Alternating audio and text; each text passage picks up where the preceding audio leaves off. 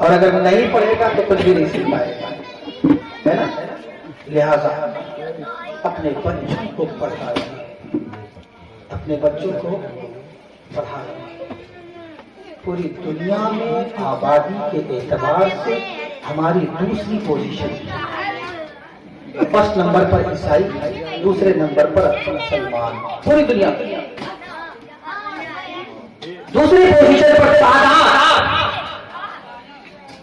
नस्ल, तरक्की नस्ल, दूसरे नंबर पर। एक बात मैं आपको बताऊं,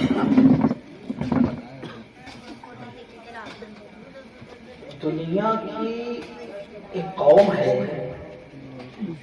जिसकी तादाद के एतबार से आटे में नमक की हैसियत है, उसको यहूदी कहा जाता है। आटे में नमक जितना होता है यही है दुनिया में उसकी हैसियत, तादाद के एतबार से। अब इसको यही रखिए, एक बात और सुनिए, बात मिल जाएगी, समझ में आ जाएगी। वो है क्या? वो ये है, हम मोबाइल खोलते हैं, आपके पास मोबाइल है, हमारे पास, सबके पास मोबाइल है, यूट्यूब खोलते हैं, जिस खतीब की तकरीर सुनना चाहें, जिसकी नाच सुनना चाहें, फौरन हम सुन लेते हैं। सुनते कि नहीं सुनते? वजू का तरीका सुनना चाहे, गुस्ल का तरीका सुनना चाहे, नमाज का तरीका सुनना चाहे, सब कुछ सुन ले फटाक से। गूगल सर्च कर लिया तो इसमें और ज्यादा डिटेल से सब कुछ मिल गया। हम खुश हो गए कि पूरा इस्लाम तो गूगल के अंदर मौजूद है। तो मुझे पूरा इस्लाम गूगल के अंदर मौजूद है। ज़कात का क्या मसला है, फौरन मोबाइल में मौजूद है। फितरे का क्या मसला है, मोबाइल के अंदर मौजूद है। वजू गुस्ल के क्या मसाइल है, तहारत पाकी नापाकी के क्या मसाइल है, नमाज रोजे के क्या मसाइल है, सारी चीजें गूगल के अंदर मौजूद है। कुरान सीखना चाहे, कुरान पढ़ना चाहे, सारी चीजें हमारे मोबाइल में मौजूद है। मगर याद रखो, बहुत सारी चीजें नहीं मौजूद है। खुश होने की जरूरत नहीं है, हाँ खुश नहीं हो सकते। क्यों? इसलिए कि दुनिया के अंदर जिस कौम का नाम यहूदी है, वो गूगल का भी मालिक है, यूट्यूब का मालिक है। वो जितना चाहेगा है उतना ही हम देखते हैं, वो नहीं चाहेगा वो नहीं, वो जो नहीं चाहता नहीं देखते। क्यों? क्यों? तादाद आटे के नमाज के बराबर, हमारी तादाद इतनी गिरना पर क्यों है? सिर्फ उसकी वजह है एजुकेशन, तालीम, तालीम, तालीम। बात समझे? तालीम, पढ़ाई करके, इल्म हासिल करके, तालीम हासिल करके उस मकाम पर है। और हम तो पढ़ रहे। मैंने जब तहकीक की गौर किया तो मालूम हुआ 98% इम्तिहान तालीम, 98% इम्तिहान तालीम, 98% तालीम। सिर्फ 2 आदमी जाहिर रहेगा, 98 पढ़े लिखे मिलेंगे। हमारे यहाँ 2 पढ़ा लिखा मिलेगा, 98 जाहिर रहेगा, 98 जाहिर रहेगा। मुसलमानों कम बर्बाद रही, अभी कम बर्बाद नहीं हुए हैं। यही हाल रहा तो बर्बादी और आने वाली। लिहाजा अपने बच्चों को पढ़ाइए, पढ़ाइए, पढ़ाइए, पढ़ाइए। प्यारे मुस्तफा सल्लल्लाहु अलैहि वसल्लम पर कुरान जब नाजिल हुआ, अल्लाह ने सबसे पहले फरमाया इक़रा, पढ़िए। सारी बातें बाद में पढ़िए। और पढ़े कब तक? हरी पढ़े कब तक? 10 साल, 20 साल, 50 साल, 80 साल, कब तक पढ़े? मेरे नबी ने फरमाया कुतुबुल इल्मा मिनल महदी इलल लहद, मां के गोद से लेकर के कब्र के गड्ढे तक पढ़ते। ये नहीं कि 30 साल का हो गया मैं कैसे पढ़ूं, 80 साल का हो गया कैसे पढ़ूं, 50 साल का हो गया कैसे पढ़ूं? नहीं, नबी ने फरमाया मां के गोद से कब्र के गड्ढे तक पढ़ते रहो, पढ़ते रहो, पढ़ते रहो, सीखते रहो, सीखते रहो, सीखते रहो। सुभान अल्लाह। वरना गड्ढा बर्बादी बर्बाद। दूसरी बात, परेशानियां, तकलीफ, बीमारी, मुसीबत जब आती है तो हम क्या करते हैं? अजीब भाई के पास गए, तो अरे मेरा लड़का बीमार है, अब इन्होंने भी कोशिश की, कामयाब नहीं हुई। मेराज भाई के पास गए, इनके पास गए, उनके पास गए, दौड़ते रहे, यहाँ तक कि गोंडम काम नहीं हुआ, लखनऊ पहुंच गए, लखनऊ नहीं काम हुआ, दिल्ली पहुंच गए, दिल्ली नहीं काम हुआ, मुंबई पहुंच गए। अगर पैसा अल्लाह ने दिया तो लेकर के अमेरिका पहुंच गए। होता है कि नहीं? तो होता, बस बीमार है तो याद करवाना है, चाहे या कोई परेशानी कोई तकलीफ आ गई तो अब उससे तकलीफ परेशानी दूर होने के लिए इनसे कहना, उनसे कहना, इनसे कहना, उनसे कहना, पैसा नहीं है तो कर्ज लेना, कर्ज भी बंद हो गया तो बीवी के जेवर को बेचना, है कि नहीं? यहाँ तक कि जब वो भी दरवाजा बंद हो जाता तो आदमी माज़अल्लाह चोरी भी कर देता। काम बने बस।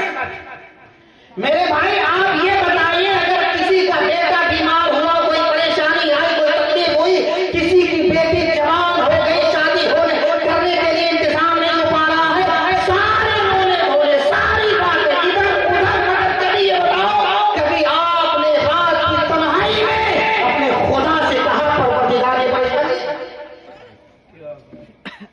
सबसे कहा, और कहते कहते 2-4 दिन नहीं, महीना गुजर गया, 2-4 महीने, साल गुजर गया, कभी आपने अपने रब से कहा कि परवरदिगार ये परेशानी? रात की तारीख में, रात की तन्हाई में 2 बजे 3 बजे उठो, उठ करके मुसल्ला बिछाओ, वज़ू करो, गुस्ल करो, मुसल्ला बिछाओ, अपने रब से कहो परवरदिगार सारे दरवाजे बंद हो गए, अब तेरा दरवाजा खुला है, अगर तेरे दरवाजे से कोई काम नहीं हुआ तो फिर कहीं नहीं होगा, रहम फरमा, मुसीबत दूर कर। सुभान अल्लाह, नारे तकबीर, नारे रिसालत, जश्न ग़ौसुल-वरा, मसलक आला हज़रत। इसलिए कि सारे दरवाजों पर यकीन नहीं है कि मिलेगा, मगर वहां यकीन है, इसलिए कि वो कहता है उदऊनी, मुझे पुकार, अस्तजिब लकुम, मैं तुम्हारी आवाज को सुनता हूं, तुम्हारी मदद को पहुंचूंगा। पुकारो तो सही अपने रब को, याद तो करो। आंसू तो वाह, शर्मिंदगी के 2 आंसू तो निकले, दिल तो धड़के, आंसुओं के नजराने, कपकपाते हुए हाथ, लरसता हुआ दिल, लड़खड़ाती हुई ज़बान, आंखों से निकलते हुए आंसू, कम से कम अपने रब की बारगाह में पेश तो करो। जब ये पेश करोगे तो मेरा रब सुनेगा तुम्हारी बात, जब ये कहोगे तो अल्लाह ताला तुम्हारी सुनेगा, तुम्हारी मुसीबतें दूर होंगी। और एक बात और बताओ मेरे भाई, एक बात और बताओ, तो आप सुनते होंगे बरकत नहीं होती है, ये नहीं होता, वो नहीं होता, ये परेशानी है, वो परेशानी है, वो परेशानी, वो परेशानी, गिनते गिनते परेशान, या खाली गिनते तो इतनी परेशानियां आ जाएंगी कि गिन नहीं पाओ।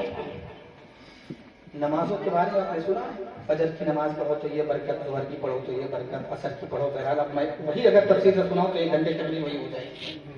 लेकिन इतना जानो कि सारी नमाजों की अलग अलग बरकतें, मगर याद रखो जब नमाज की पाबंदी करोगे, नमाज पढ़ोगे ना, तो जानते हो क्या होता है? नमाज में बंदा अपने रब से गुफ्तगू कर रहा होता है, तब तो चाहेगा, बंदा अपने रब से बात कर रहा होता है, बंदा अपने रब से गुफ्तगू कर रहा होता है। जैसे हम आपसे गुफ्तगू करते, जैसे हम आपसे बात करते, ऐसे अल्लाह ताला की बारगाह में बंदा बात कर रहा होता है, परवरदिगार ये बात है, ये बात है, ये बात है, ये बात है। आप कहोगे मौलाना साहब ऐसी बात करते हैं, तो कभी नहीं बात की अल्लाह ताला से, हमने तो कभी अल्लाह ताला से बात नहीं की। ये मौलाना साहब को क्या हो गया, रात के 3 बजे कहीं नींद तो नहीं आ रही है, ये कहकर अल्लाह से बात करते हैं।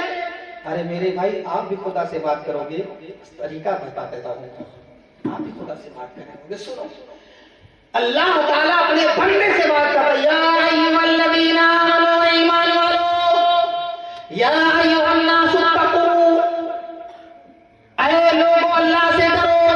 अल्लाह ताला कलाम फरमा रहा है अपने बंदों से, या अय्युहल्लज़ीना आमनू, ऐ ईमान वालों ये काम करो, या अय्युहन्नास, ऐ लोगों ये काम करो। तो अल्लाह बंदे से कलाम कर रहा है, जो चाहता है, और बंदा अपने रब से कैसे कलाम करता है, बड़े आसान लफ्जों में आपको मैं समझा देता हूँ। सुनो, अल्लाह ताला की बारगाह में एक बात पे बताऊं, बड़ी प्यारी बात है। एक दिन मेरे जहन में आई, मैंने तफसीर पढ़ी सूरह फातिहा की, इतनी दिलचस्प बात तो आज तक मुझे कभी मिली नहीं। जल्दी मैं आज चाहता हूँ कि इसी गुफ्तगू के दौरान आप तक को पहुंचा दूं।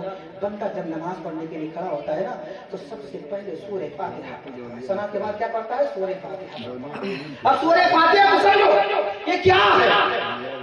जब किसी से कुछ लेना होता है अली भाई, तो क्या कहा जाता है? अस्सलाम वालेकुम अली भाई, क्या हाल है? माशाअल्लाह ठीक ठाक है। अरे भाई आपका बड़ा चर्चा सुना है, इसलिए हम आपके यहाँ आ गए हैं, है ना? बड़ा आदमी डायरेक्ट ही बोलता है कि 2 किलो तोलो, नहीं, पहले सुनता है ये कैसा है, वो कैसा है, बड़ी खैरियत कैसी है, और सब ठीक ठाक है, घर में बच्चे कैसे हैं, बीवी कैसी है, सारी खैरियत होती है, सारे हालात होते हैं। यहाँ तक कि अब तारीफ शुरू होती है। माशाल्लाह बड़े अच्छे आदमी हैं, माशाल्लाह बड़े दिलदार आदमी हैं, माशाल्लाह बड़े कुछ अच्छे आदमी हैं। तब लास्ट में आदमी कहता है कि अब मुझे ये चाहिए। होता है कि नहीं होता है दुनिया के अंदर? अब बंदा बोले अल्लाह की बारगाह में कहता है अल्हम्दुलिल्लाह रब्बिल आलमीन। अब परवरदिगार आलम, अब जब बंदा की बारगाह में हाजिर होता है तो अल्लाह से कहता है तमाम तारीफें उस रब के लिए जिसने पूरी दुनिया को पैदा किया। अब पहले तारीफ हो रही है, अल्लाह की तारीफ हो रही है, तमाम तारीफें उस रब के लिए जिसने पूरी दुनिया को पैदा किया। उसके बाद बंदा और कुछ कहता है अल्हम्दुलिल्लाह रब्बिल आलमीन अर्रहमानिर रहीम। जिसने पूरी दुनिया को पैदा किया वो अर्रहमान भी है, अर्रहीम भी है, रहम फरमाने वाला भी है, इंतहाई करम फरमाने वाला भी है। तारीफ हो रही है, रब की तारीफ हो रही है। उसके बाद बंदा कह रहा है मालिक यौमिद्दीन, क़यामत के दिन का मालिक है।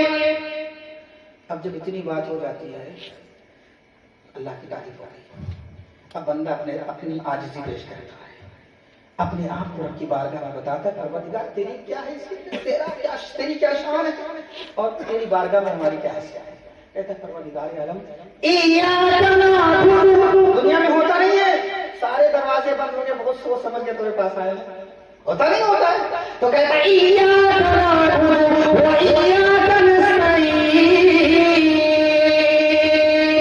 परवरदिगार आलम हम तुझे तेरी ही इबादत करते हैं और तुझी से मदद चाहते हैं। अब आया लाइन पे, है ना? अब आया बंदा लाइन पे अपने मतलब की बात करने के लिए। पहले तो अल्लाह की तारीफ, जितना परवरदिगार अब कहीं नहीं जाता, तेरी इबादत करता हूँ। उसके बाद में कहता है परवरदिगार जब तेरी ही इबादत करता हूँ तो मांगू कभी किसी तुझी से मांगता हूँ। अब मांगता क्या है, मांगता क्या है? उसके बाद बोलता है परवरदिगार आलम बंदा जो मांगता है वो सुनो, बंदा जो मांगता है वो सुनो। वो कहता है परवरदिगार आलम अभी तो तेरी तारीफ हुई, अभी तो मैंने अपनी आजिज़ी का जिक्र किया, तेरी बारगाह में इबादत करते मैंने इसका जिक्र किया, तेरे दरबार से बढ़कर तेरे दरबार में इसका जिक्र किया, मगर परवरदिगार अब मुझे चाहिए क्या? तो अब बंदा नमाज के अंदर अपने रब से कहता है इहदिना सिरातल मुस्तकीम, अल्लाह हमें सीधे रास्ते पर चला, हमें सीधे रास्ते पर चला। मांगा कि नहीं मांगा? मांगा कि नहीं मांगा? मांगा, दौलत सर्वत नहीं मांगा मगर मांगा, अरे अल्लाह में सीधे रास्ते पर चला। और सीधा रास्ता कौन सा सीधा रास्ता है? तो बंदा कहता है परवरदिगार आलम सिरातल लज़ीना अनअमता अलैहिम, ऐ परवरदिगार आलम सीधा रास्ता है उन लोगों का रास्ता जिन लोगों पर तेरा इनाम नाज़िल हुआ। गौसे पाक का रास्ता सीधा था, खाजे अजमेर का रास्ता सीधा है, मसूद गाजी का रास्ता सीधा है, वारिस पाक का रास्ता सीधा है, साबिर तैयब का रास्ता सीधा है, महबूब मीना का रास्ता सीधा है, मीना लखनवी का रास्ता सीधा है, नबी अशरफ का रास्ता सीधा है, गौसे पाक का रास्ता सीधा है, हज़रत उमर का रास्ता सीधा है, फारूक आज़म का रास्ता सीधा है, सिद्दीक़ अकबर का रास्ता सीधा है, उस्मान गनी का रास्ता सीधा है, मौला अली, फातिमा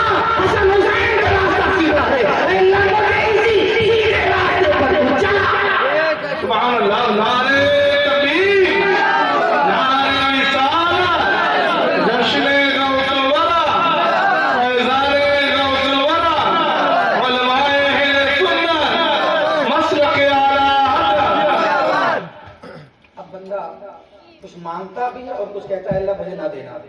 होता नहीं, दोनों बातें होती है ना कि अल्लाह मुझे आराम दे, मुसीबत ना दे। होता है कि नहीं होता है?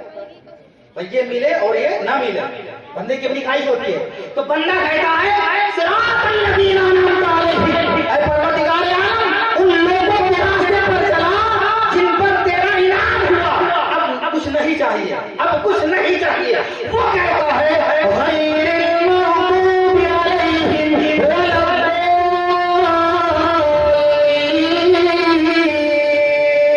ऐ परवरदिगार आलम उन लोगों के रास्ते पर ना चला जिन पर तेरा फजल हुआ और जो गुमराह हो गए।